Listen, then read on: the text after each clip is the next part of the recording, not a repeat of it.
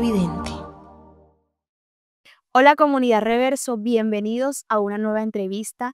Esta vez queremos iniciar agradeciéndoles por toda la acogida que ha tenido nuestro programa, nuestras entrevistas. Gracias por aceptar ese contenido.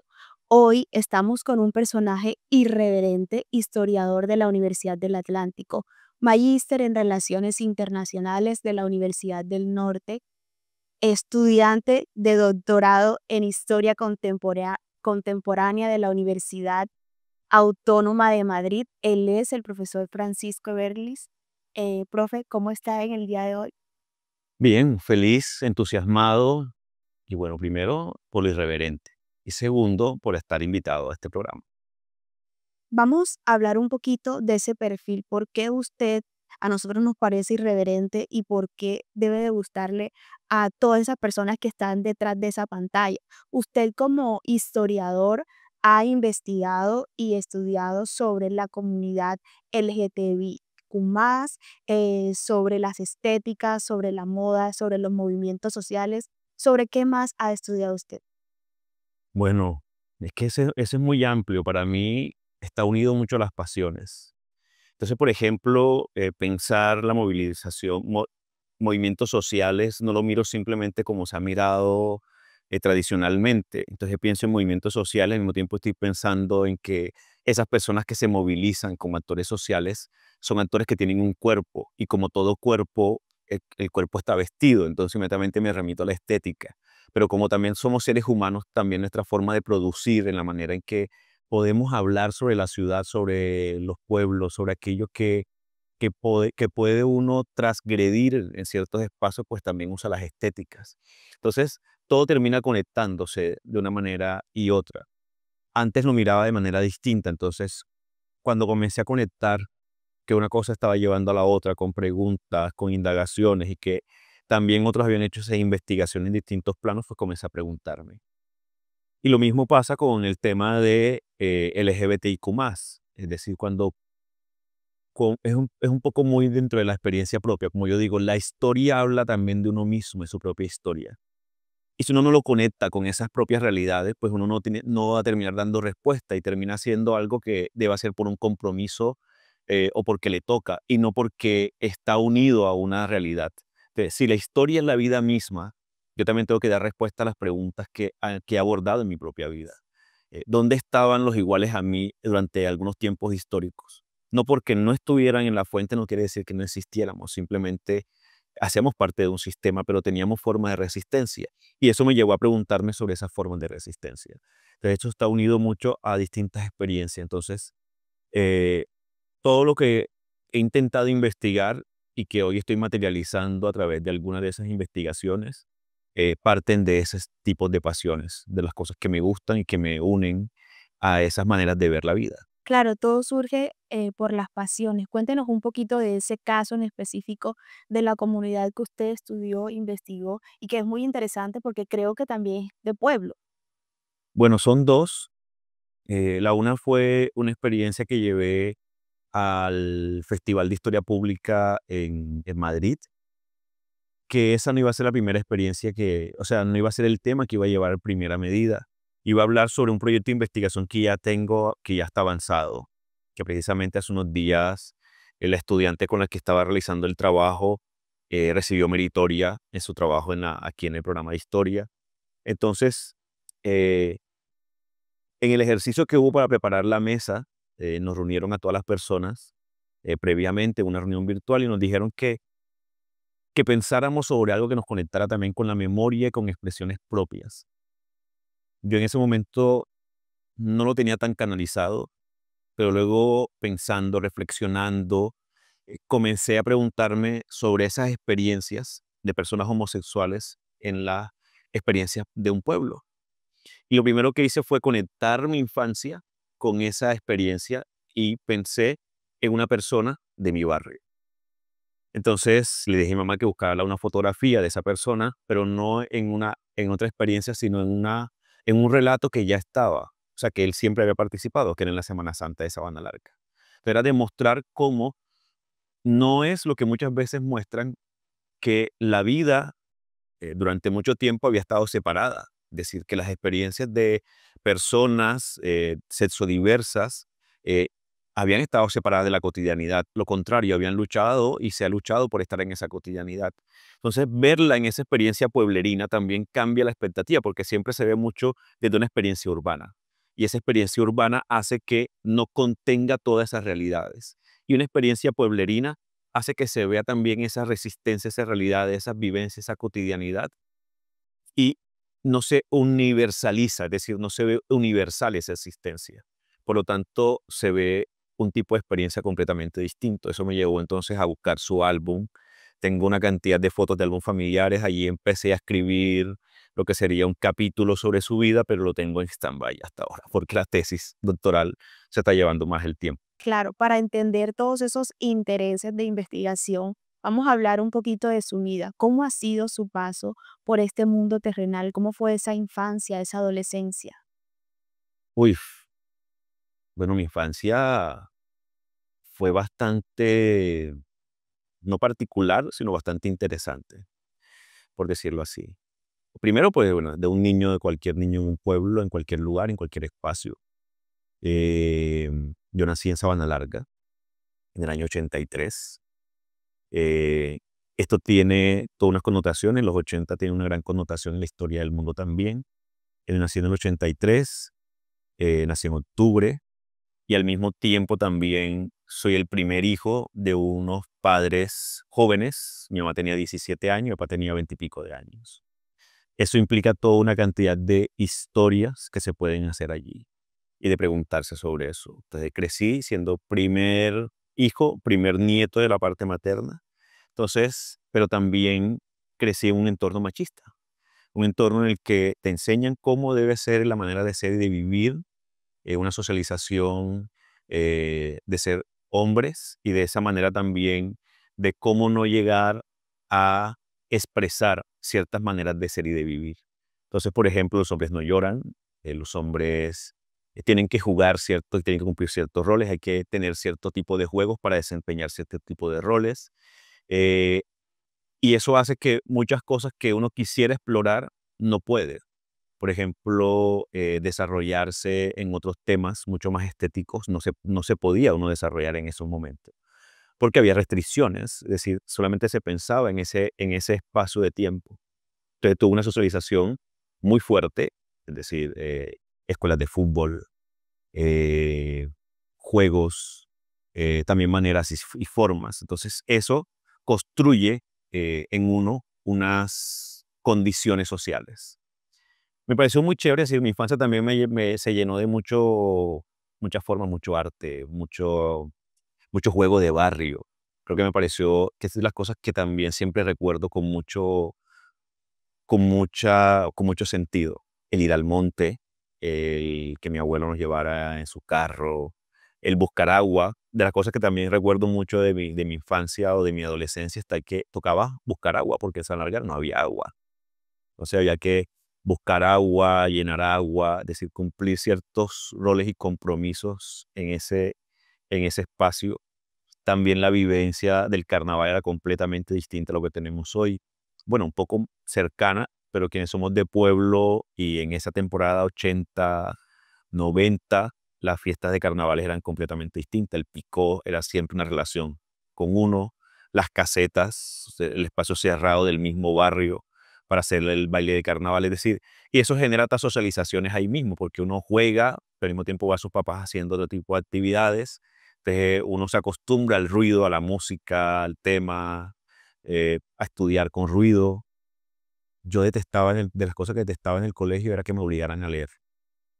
O sea, yo nunca supe que era leer satisfactoriamente un libro una novela que me mandaran a leer.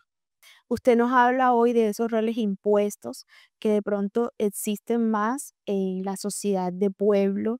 De pronto hay un rol para el hombre que es el hombre proveedor, el hombre que tiene que laborar. De pronto vivió un poquito de eso porque sabemos que su familia es comerciante, sus abuelitos eran comerciantes. ¿Vivió eso en su infancia, en su adolescencia? Todo está puesto, es decir, en el que tuviéramos que hacer ciertas cosas, es decir, estaba muy marcado. Entonces, pero por ejemplo, habían cosas que hacíamos y nos dejaron hacer. Por ejemplo, el que pudiéramos tener espacio para poder cocinar, por ejemplo. Que pudiéramos tener para hacer limpieza de la casa. Eh, pero nada de eso nació como una tarea que se fueron, sino que se fue creando esporádicamente. Pero sí te crean un rol, es decir, las formas de ser hombre no solamente están traducidas en las condiciones de que debes cumplir con ser simplemente proveedor, sino también debes ser eh, proveedor material, sino también proveedor emocional. Entonces, quien cuida, quien ejerce una labor sobre eso, quien cuida además tiene que ser fuerte, porque no implica simplemente un cuidado. Es decir, en este caso, quien cuida a un hombre, a otra mujer o a su familia, tiene que ser una persona con mentalidad fuerte y con mentalidad, además, con un cuerpo fuerte de alguna forma. Al mismo tiempo, tiene que desarrollar unos juegos fuertes y tiene que hablar fuerte y tiene que mostrarse fuerte. Entonces, todo ese tipo de fortalezas te impiden también demostrar los temas sentimentales y emocionales, por decirlo así. Entonces, no llorar, eh, el no decir las cosas que duelen, toca también examinarlas de otras formas. Y eso hace que el espacio en que te construyen con una fortaleza y una coraza fuerte, por decirlo así. Usted nos dice que de pronto no disfrutó mucho la lectura en ese momento de su vida. Entonces, ¿cuándo decide estudiar historia? Porque un historiador debe leer mucho. Yo disfrutaba lo que me daba la gana leer. O sea, no lo que me ponían en el colegio a leer. O sea, lo que me ponían en el colegio a leer me parecía tormentoso, aburrido. Rescato un par de libros, pero casi nunca leía lo que me ponían a leer en el colegio. Entonces, yo no sé cómo pasé esas materias, pero creo que por labia también. O porque me leía algunos resúmenes, o porque me leía las cosas, pero nunca me leía las obras completas. Entonces, para mí me parecía, por ejemplo, me parecía aburrido leerme La Odisea, me parecía aburrido leerme Pedro Páramo, me parecía aburrido leerme, ¿cuál fue el otro que nos dijeron que teníamos que leer? Bueno, yo ni me acuerdo. Yo sí, mi mamá, de eso debo agradecerle.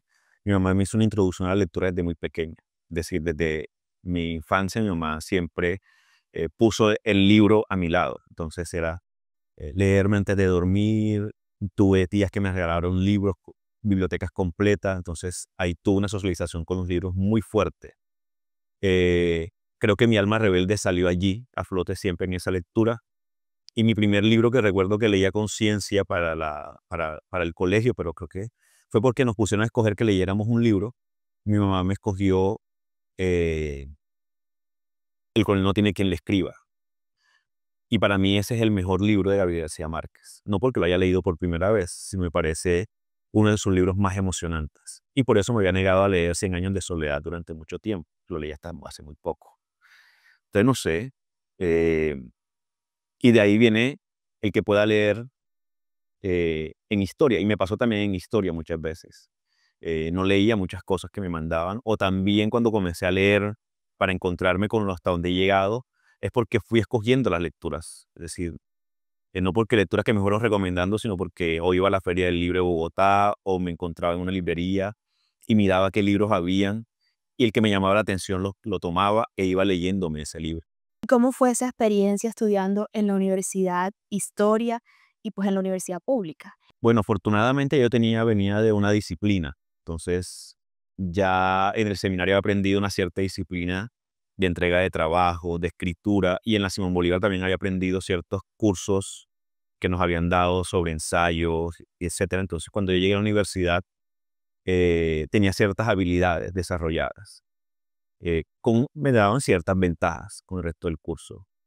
Pero creo que también lo interesante fue eh, la deconstrucción, por decirlo así, de lo que era la historia. Es decir, mi visión de la historia era lo que había tenido yo cercanía sobre el tema de la historia. Uno, que te contaban sobre los héroes, que es lo que uno recibe en el colegio. Y dos, lo que leía en el periódico, que generalmente estaba lo que era la columna de, Opinión. no, la columna de este historiador barranquillero, de Alfredo Lespriella, bueno, que yo acabo de decir historiador, mis colegas ahorita me asesinan porque dije que era historiador, pero sí, él es un historiador de la ciudad, eh, que escribió una columna en el Heraldo y yo la leía. Entonces, para mí, eso era ser historiador, es decir, ese tipo de crónicas sobre una ciudad contadas sobre el pasado era lo que me parecía a mí. Pero cuando uno llega a la carrera se da cuenta que la historia es más que eso y hay toda una discusión sobre cientificidad, disciplina, etcétera, que no vamos a desarrollar aquí porque la gente se nos aburre. Entonces, fue encontrarme con esa realidad y fue encontrarme con un mundo que me comenzó a mostrar unas posibilidades, pero siempre a mí, cuando estudié historia, siempre algo le hacía falta. Siempre yo pensaba en algo.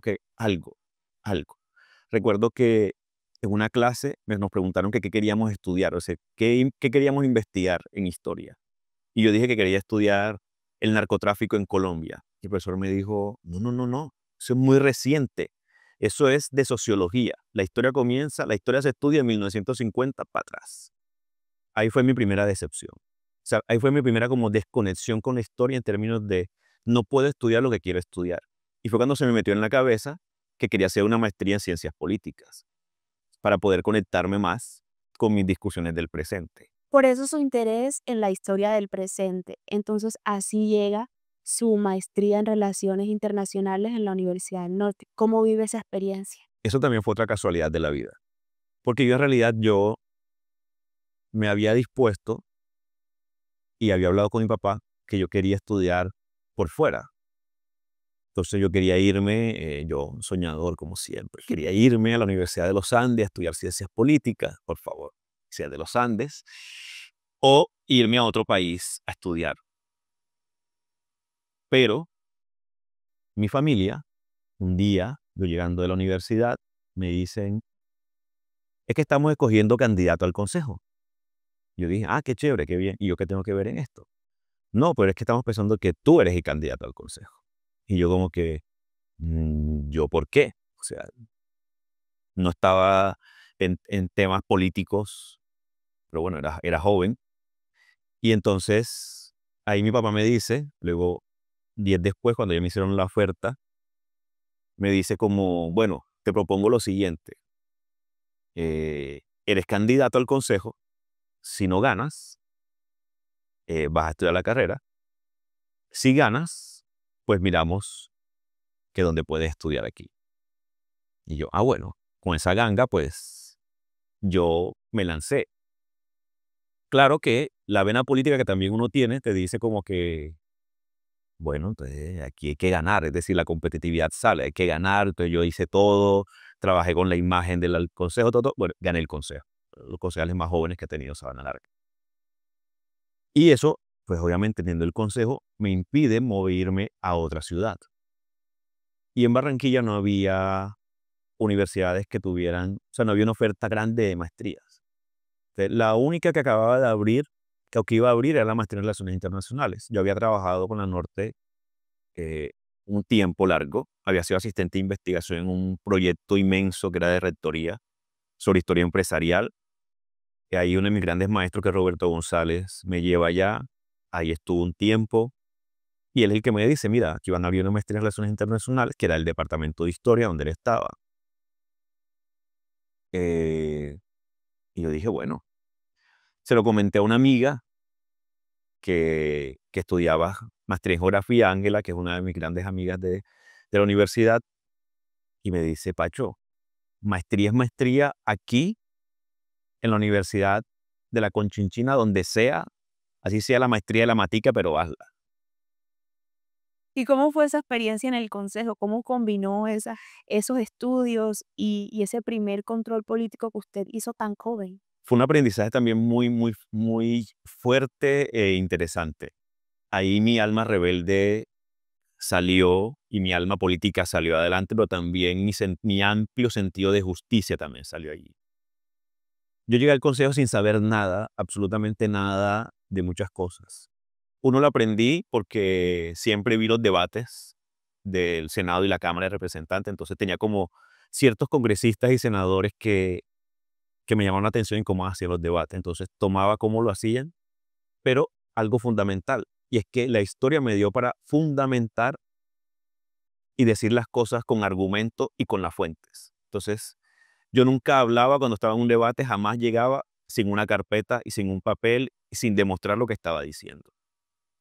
Y lo otro era buscar personas que supieran del tema para que pudieran asesorarme en eso, porque yo de leyes no sabía. Entonces, mi primer debate fue que alguien confió en mí y me dijo, mira, que fue sobre el plan de desarrollo. Mira, el plan de desarrollo que están haciendo en este gobierno es un plagio. Están cogiendo el mismo plan de desarrollo del gobierno anterior y lo están haciendo. Y ya nos había llegado el primer paquete. Yo fui corriendo al consejo y pedí el archivo del anterior. Ya alguien también había recibido esa información, pero cuando llegaron ya yo me había adelantado. Entonces, obviamente, yo comencé a leer los dos con el tipo de lectura que uno hace, con la crítica a la fuente, y comencé a compararlo. En ese momento no había Google, ni buscadores de, ¿cómo es? Ni antiplagio, ni nada de eso. Entonces, ya había aprendido, entonces yo marcaba, y me estudié todo el plan de desarrollo, y efectivamente era una copia. Yo llego ese día al consejo, y ese fue mi primer gran debate con el que salgo en las prensas locales en Sabana Larga. Digamos que esa es mi primera gran graduación. Y de ahí en adelante tuve grandes debates, como el que le hice a la gerente de Seminsa, como el del CISBEN y así muchos otros. Y hoy su vida toma otro rumbo, es docente de la Universidad del Atlántico y tiene un cargo administrativo. ¿Cómo ha sido esa experiencia? ¿Se siente aceptado en la universidad? Bueno, el proceso en la universidad ha sido un proceso, pues digámoslo así, que empezó desde que yo estudiaba. Entonces, desde que yo estudié estuve en semilleros de investigación, fui de los que fundaron la revista Estudiantes de Historia, los que fundaron el Foro de Historia. Entonces, siempre fui como muy inquieto en hacer cosas y en marcar ciertos derroteros, pero que no ha sido fácil. Es decir, no ha sido fácil en el sentido que quien soy y lo que soy también genera incomodidad.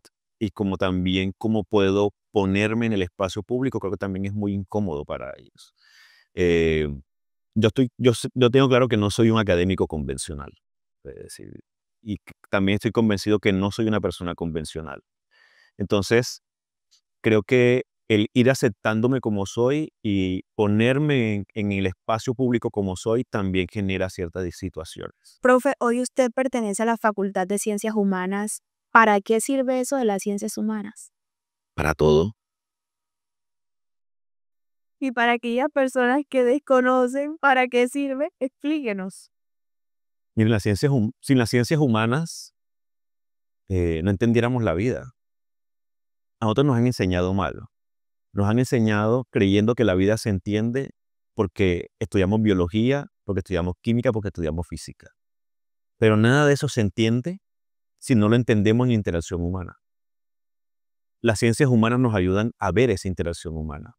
Nos ayuda a entender nuestras capacidades, quiénes somos, pero además los conflictos como formas también de cambio, pero también entender que las cotidianidades son parte de un proceso de vida. Entonces, siempre se ha creído que las ciencias humanas son inútiles. Pues muy cierto, las ciencias humanas son inútiles comparativamente con la ingeniería, comparativamente con, no sé, con la arquitectura. Es decir, nosotros no construimos, nosotros no hacemos otras cosas distintas, sino que pensar la vida. Pero esa es la inutilidad de lo útil que son las ciencias humanas. Porque también estamos en un mundo que cree que simplemente, como le decía a mis estudiantes esta mañana, que si no pensamos, estamos mejor. Y las ciencias humanas nos ayuda a pensar críticamente. Lo que pasa es que el mundo ya no quiere ser visto de manera crítica. No quiere desubicarse en esos escenarios. Entonces no quiere recibir críticas sobre eso. Es decir, la gente ya no quiere escuchar ni de racismo, ni de homofobia, ni de misoginia, porque quiere volver al mundo de antes. Y quiere volver al mundo de antes sencillamente porque no entiende que el mundo de antes también había conflicto, sino que creen que ese mundo de antes que han observado es fácil. Y no.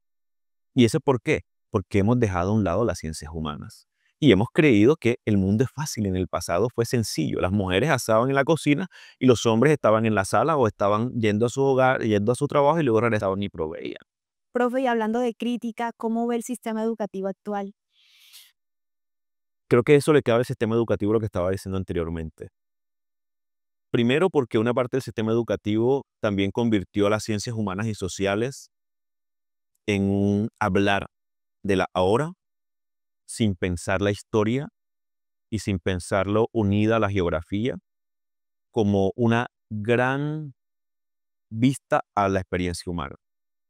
Y lo dejamos simplemente de lado a hablar de la política del día. Entonces, hablar de la noticia del día, pasamos las horas y luego vemos lo que está en el libro, sin preocuparse realmente por cómo era la vida vivida para poder entender esa vida que también nos dará respuestas del presente. Entonces, como no tenemos respuestas del presente y creemos que el presente es simplemente lo que estamos viviendo, no entendemos que el presente es una acción de lo que vivimos y que este presente que estamos viviendo aquí es una acción de lo que será, de lo que es una expectativa de futuro que más adelante será otro presente y que se convertirá en un pasado. Pero como lo llevamos así, creemos que la vida es esa. Entonces en los colegios se ha olvidado de estudiar la historia realmente. ¿Usted tiene algún, de pronto, programa, actividad, evento sobre la difusión histórica? Porque yo he visto sus redes sociales y creo que el año pasado hizo un evento de esto. Sí, generé digamos, un proyecto de clase, de aula, con mi electiva de Movimiento Social y Estética de la Resistencia, con relación a la divulgación histórica. Entonces, muchos de los temas de investigación que hicieron los estudiantes en grupo, entonces luego lo llevaron a videos y eso lo hicimos para esa experiencia.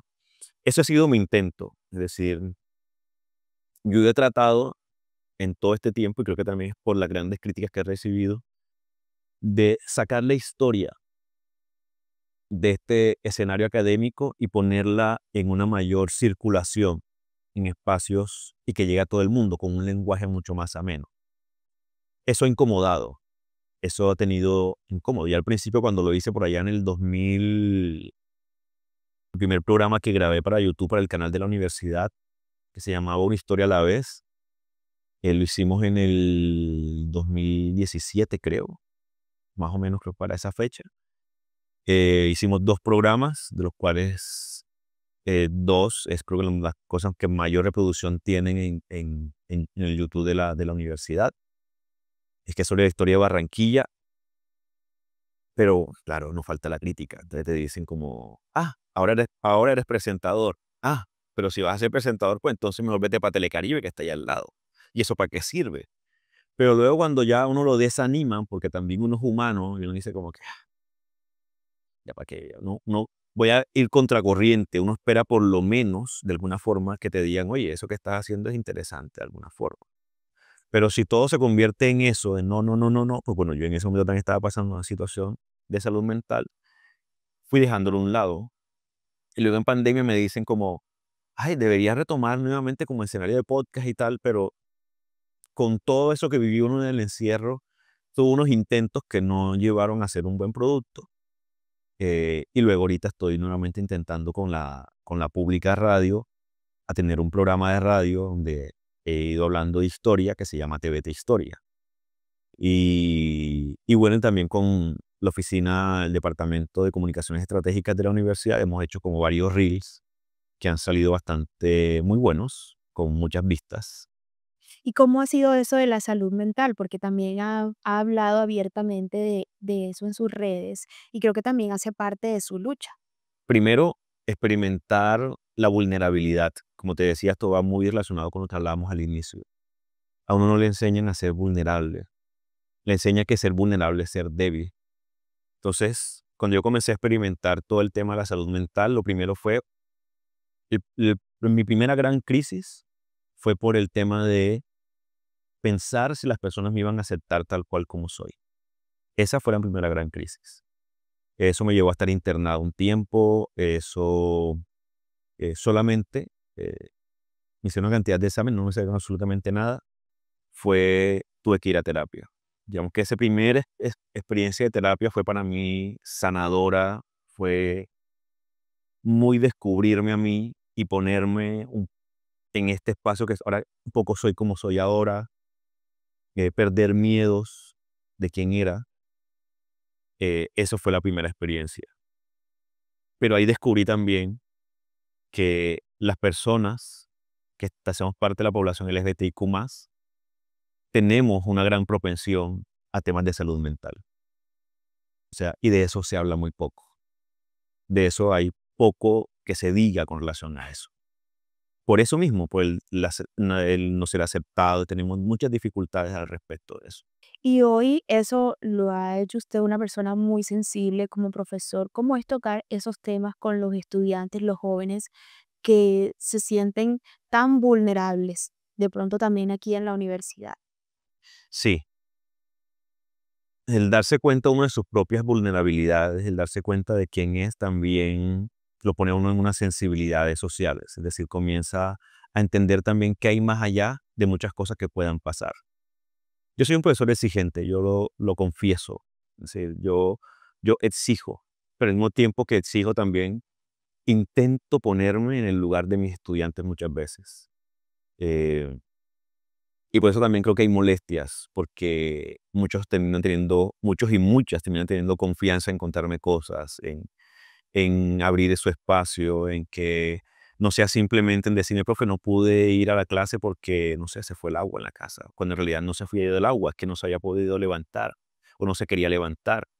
Y el que me lo digan, que me lo cuenten y se abren y volver a encontrar como unos vasos comunicantes allí y que sientan que no están solos, también ayuda en el aula de clase. Es decir, esto no es terapia, pero creo que ellos vean que su profesor atiende de verdad su situación, que la entiende, que es capaz de manifestar abiertamente en el salón de clase que también padece situaciones como esa, que no es un ser sobrenatural, que puede tener las mismas condiciones, crisis y que también las ha padecido, también los conecta con eso y los hace sentir. O sea, ser capaces de hablar de nuestras vulnerabilidades hace que las otras personas también comiencen a sensibilizarse o también a decir, esto que me está pasando no es tan malo como yo creía y que puedo también buscar ayuda. El grave problema está en el sistema de salud colombiano.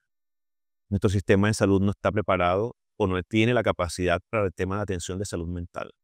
Si yo lo puedo decir abiertamente y puedo hablar de esto porque tengo un privilegio.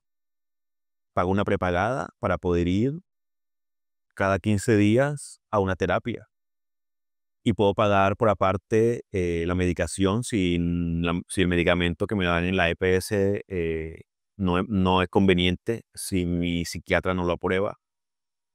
Entonces, tengo unas posibilidades allí que muchos no tienen hoy. Hablar de salud mental también es contextualizarlo. Es decir, muchas veces creemos, también esa parte de los estudiantes, muchas veces decimos, pero tienes que ir a terapia, pero ¿tienes acceso para pagar la terapia? O sea, ¿cuánto cuesta ir a un psicólogo? Y no es un problema del psicólogo, es un problema del sistema de salud. El sistema de salud no prioriza la salud mental. Y al hacer que no se priorice, los estudiantes hoy no tienen acceso tan fácil al mismo. O tienen que ir a citas muy largas. Entonces les toca un día y luego tienen que volver a ir tantos 3 meses, 4 meses y así. Entonces creo que eh, el que yo pude hablarlo, creo que también fue una parte de quitarme un peso de encima. eh, de poder dar cuenta de mí, de mi humanidad, y al mismo tiempo decir, pues miren, no soy el profesor fuerte que se pone aquí delante de ustedes creyéndose el fuerte, el valiente, el que todo lo podía, que también eran parte de mis miedos, es decir, el miedo a ser vulnerable, el miedo a que lo vean a uno como un ser vulnerable, un ser al mismo tiempo, no sé, dañado o más que dañado con situaciones tan normales como esa, eh, lo pone a uno también en una lucha completa. Profe, y ese peso que usted se quitó de encima lo hizo publicar unas fotos en las redes sociales a blanco y negro, muy artísticas, desnudo. ¿Recibió muchas críticas por eso? Mm, bueno, no, yo creo que recibí más elogios que críticas. Pero fíjate, esa foto fue tomada en un momento de crisis y yo no me quería tomar una foto. Es decir, por mi cabeza jamás había pasado tomarme una foto como esa. Pero un fotógrafo que había sido mi estudiante en historia tenía una muestra fotográfica y quería que yo tuviera una foto, porque quería tener una foto, él tenía una muestra sobre parejas y quería que mi pareja y yo nos tomáramos una foto. Pero mi pareja no es de ese tipo de fotos. Yo soy como soy Entonces yo dije, "Ay", pero igual le dije, mira, yo ahora no puedo tomarme esta foto, no me siento en condiciones, no estoy bien. Y me dice, no, mejor, mucho mejor. Y cuando tomamos las fotos no duraron nada. Me dice, es las fotos más rápidas que he tomado yo. Eh, pero luego dije, estas fotos tienen que verlas, pero no la podía publicar hasta cuando él no autorizara que ya podía subirla después de su muestra fotográfica. Cuando me autorizó, lo pensé muchísimo. 10 veces, porque ya lo tenía ahí, ya tenía el texto listo y ya tenía las fotos. Pero pensé 10 veces y me preguntaba, ¿qué van a decir la gente si yo pongo estas fotos? ¿Qué pueden decir? ¿Qué me pueden criticar? Pero al final dije, pues bueno, la foto puede ser un gancho para que la gente vea lo que luego, si quieren leer, pues lo tendrán que leer y verán que no es simplemente la foto, sino es lo que quiero contar allí. Y por eso inicié la foto como quiero desnudar el alma, haciendo como esa misma analogía de la foto, pero al tiempo estaba hablando de mí y de todo mi proceso. Entonces creo que cumplió el cometido porque también luego comencé a recibir mensajes de personas, de gente que me decían como que estoy pasando por lo mismo, pero siempre me ha dado miedo hablar del tema. Gracias por hablar de esto. O también me mandaban mensajes de ánimo. eh, y me pareció tan sorprendente, por ejemplo, en diciembre recibí mensajes que me decían como, no sabes lo que ha sido para mí cuando hablas de tu proceso en tus redes sociales, porque me ha ayudado muchísimo a tomar la fuerza y hacer lo que tengo que hacer para mejorar mi salud mental. Profe, usted habla de aceptación y en algún momento dice que se ha sentido en crisis. ¿Cómo ha sido esa relación con su familia, esa aceptación de pronto de usted mismo y su familia? ¿Cómo ha sido esa experiencia? Fue la experiencia más fácil del mundo, solamente que yo creía que iba a ser tormentosa, que otra cosa distinta. Por eso era la película, es decir, la película de mi cabeza, como digo yo tengo una mente, no sé si los que se han visto intensamente, más o menos, me creaba unas películas muy grandes sobre eso y pensaba sobre todo el rechazo que podía tener mi familia con relación a saber quién soy. Cuando ya yo paso por terapia, hago todo el proceso y me imaginaba, porque es que otra cosa aquí, oye, la primera vez que voy a hablar de este tema públicamente. Entonces, y me imaginaba la escena que nos venden en la televisión, en las películas, que uno reúne a la familia y hace una cena, entonces les cuenta y dice, hola, mucho gusto, yo estoy reuní aquí porque quiero confesarles que soy gay. En realidad eso no pasa, es decir, en la vida real no es así. Eso es simplemente un producto de yo no sé quién lo hizo, para vendernos una irrealidad que no es así. Cuando ya yo internal, intern, ay, Dios mío, se me olvidó la palabra. Cuando ya la pensé y comencé a pensar que no era esa la realidad y que, como me dijo mi psicóloga en ese momento, era simplemente tú di lo que tienes. Si te preguntan que tienes novia, pues tú dices que no tienes novia, que tienes novio y ya, no va a pasar nada. O sea, si lo dices de manera natural, la gente lo va a tomar de manera natural. Pero si lo asume uno de una manera no tan natural, pues bueno, obviamente aquí esto lo estoy diciendo también desde un escenario de privilegio. Vuelvo, insisto, porque hay gente también que le ha pasado unos temas de violencia muy fuertes. Hay gente que los papás lo han echado de la casa o que lo rechazan. En mi caso, ya después de mucho recorrido, de muchos años, ya lo pude decir. Es decir, lo dije sin ninguna sofocación. Y el proceso fue interesante, porque también fue de la mano de quien hoy es mi pareja. Entonces, fue presentarlo en mi casa. Claro, obviamente como todo al principio hay resistencia, y uno también tiene que entender algo. Uno cree que hay una sociedad que está preparada para eso, pero uno también tiene que entender que las otras personas fueron criadas en un sistema que les decían que nosotros éramos unas personas malas, pecadoras, etcétera. Y que cambiarle ese sistema no es de la noche a la mañana a través de discursos, sino también con acciones, también de una forma, también la comprensión, ponerse en el zapato del otro. Eso. No estoy diciendo que hay que aceptar la homofobia, estoy diciendo que muchas veces como decimos en historia, hay regímenes de historicidad completamente distintos, es decir, nuestros papás son de una generación o los abuelos son de una generación y otra. Pero a mí lo que me ha pasado es, me ha ido pasando todo lo contrario. He encontrado una familia que nos ha integrado completamente al punto que ya llega hoy, si yo llego sin Jairo a la casa, me preguntan 10 veces que dónde está Jairo. Eh, o cuando vienen, o cuando están, o dónde están, y si invitan a una fiesta, pues nos invitan a los dos. Es decir, ya hay una naturalización de ese escenario. Y se hizo así, así. O sea, no tuve la necesidad, ese miedo que yo tenía a un inicio de lo que pudiera pasar, no pasó. Entonces ese miedo al rechazo que yo pensé que iba a pasar, no, lo que me he encontrado ahora es que mi familia es más amorosa, es más abierta conmigo. Y en la medida en que yo he sido mucho más abierto, ellos han sido mucho más abiertos conmigo. Y hoy vive con su pareja. ¿Cómo ha sido esa experiencia de crecimiento y de relación en una sociedad machista? Muy fuerte porque no es fácil. Es decir, lo que yo te estoy diciendo es mi historia pequeña, pero luego cuando uno ya sale de esa burbuja que es la familia y comienza a salir a otros entornos, pues no es tan fácil. Eh, Toca tener prevenciones. Muchas veces hay que, no, aquí no podemos agarrar la mano, aquí no sé qué. O sea, también hay que ser como muy preventivo en muchos espacios, pero bueno, al final también muchas veces ni nos interesa. Y si nos van a echar, que nos echen, pero al final no tampoco nos echan. Pero uno siempre ve la mirada de la gente, como que, "Mm, esto, esto". O sea, uno siente el murmullo, la cosa, pero al final uno dice como, bueno, cada uno con su tema. Y lo vivimos. Esto ha sido un proceso de crecimiento muy bonito.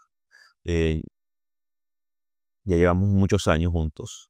Eso ha llevado a que tengamos planes en conjunto, a que tengamos que vivir distintas experiencias como pareja, a entender el valor de la compañía, el valor de la intimidad, del cariño, de los afectos, de familias en conjunto también. Entonces ha sido todo un recorrido de lo que implica una pareja, todo tipo de pareja en los distintos espacios. ¿Y quiere tener hijos? Uf, yo quería tener hijos, pero ya el Francisco de este tiempo, ese estado, no creo, no creo. Pienso mucho porque pienso mucho en lo que implica la crianza, en lo que implica la buena crianza, en lo que implica la paternidad responsable, lo que implica tener dinero para una crianza responsable. Porque, bueno, hay gente que dice, todo hijo llega con un pan bajo el brazo, pero no todo. Y más cuando uno piensa en que la formación no simplemente se radica en un colegio, un buen colegio, sino todo lo que viene después. Entonces, bueno, claro, como historiador humanista, entonces uno quiere poner al hijo en clases de pintura, en clases de natación, en clases no sé qué. Y luego comienza a hacer puente y digo, no, no me va a alcanzar la plata. Profe, ¿qué acciones cree que se deben de tomar como sociedad para cambiar de pronto esas no aceptaciones a ciertas comunidades o ciertas personas? La cultura es la clave. Y cuando hablo de cultura no me estoy refiriendo al escenario cultural de manifestaciones artísticas, de, bueno, digamos que únicamente carnaval, porque es que nosotros aquí en el Atlántico creemos que cultura es igual carnaval. No estoy diciendo que el carnaval no sea importante, solamente que la cultura tiene una capacidad de poder transformar la sociedad. Pero las transformaciones yo sé que no son de un día para otro.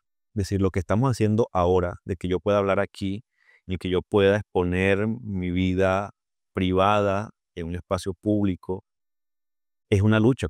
Es una lucha de personas desde hace muchos años, que algunas hasta han muerto, para yo poder estar aquí sentado, hablando en libertad de mi existencia, de mi sexualidad, de quién soy y de lo que significa vivir esta vida. Entonces, creo que la cultura es revolucionaria. Vuelvo, insisto, que ahora hay que hacer significado de los significados de las palabras. No es revolucionaria simplemente porque vaya a cambiar el mundo en términos de ideología política. No es revolucionaria porque va a hacer que el amor sea el síntoma que mueva el mundo. Si nosotros convertimos eso en parte de la cultura ciudadana, si comenzamos a hacer tipos de campañas, si comenzamos a transformar eso en acciones de la cultura, de la vida misma, en el que si dos personas del mismo sexo se besan, no están siendo pecado, no es escándalo, no es un asunto de pornografía o etcétera, como lo quieren hacer ver, sino que es parte de la naturalidad, es parte de la naturaleza. Y que dos personas que se besen del mismo sexo es igual que dos personas de sexos diferentes, heterosexuales, se están besando. Entonces, el que cambie el ojo, la mirada sobre las personas, es lo que se hace. Profe, ahora tiene un nuevo rol y es ser coordinador de la tienda UA. Cuéntenos sobre eso. Bueno, este es un proyecto eh, idealizado, pensado por el señor rector de la universidad, profesor Daniel Hernández.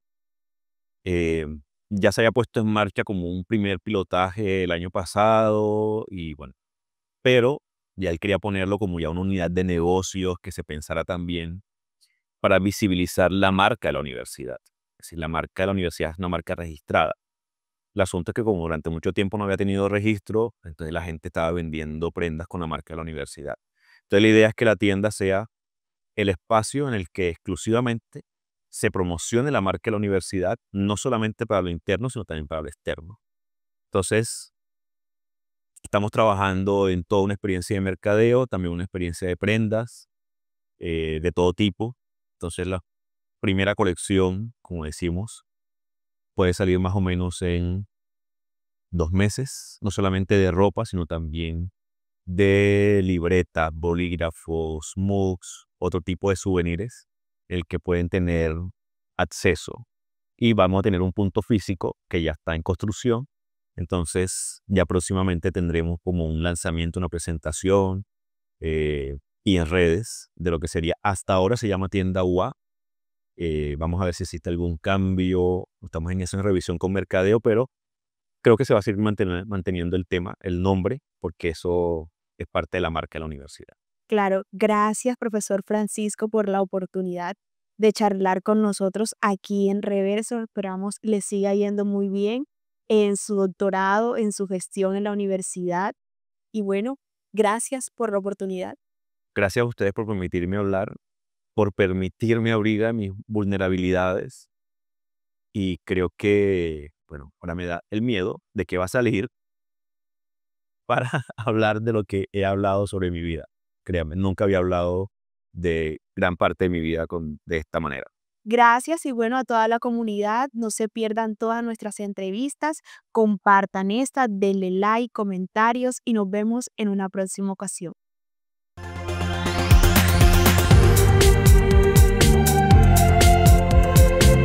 Reverso, más allá de lo evidente.